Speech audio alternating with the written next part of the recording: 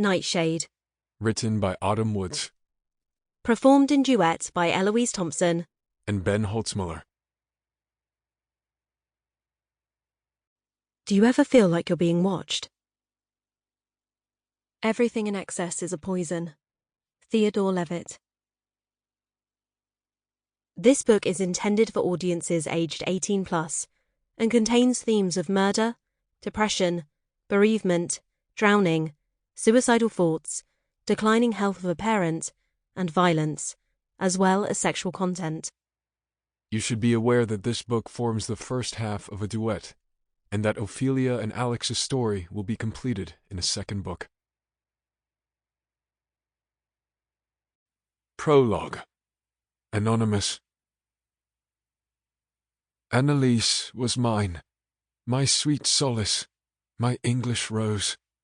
I loved her with a fire all-consuming, a burning from within.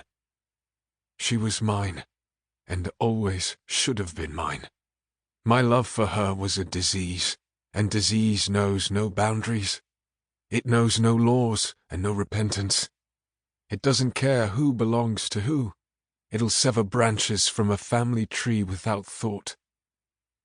And this disease, it crawled its way into my soul and sat there, rotting and festering in the cage that he built for it.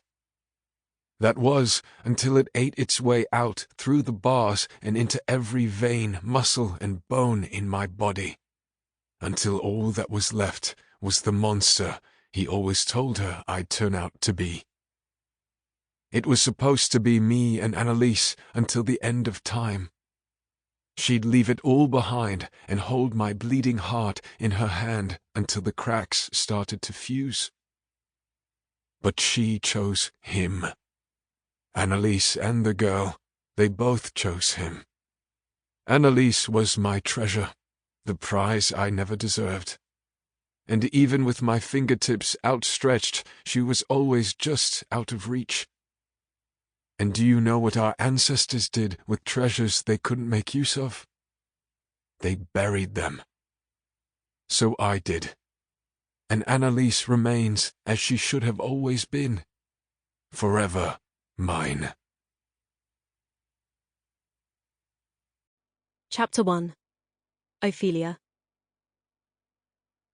The week my father was killed, I promised him I'd never set foot at Sorosong University.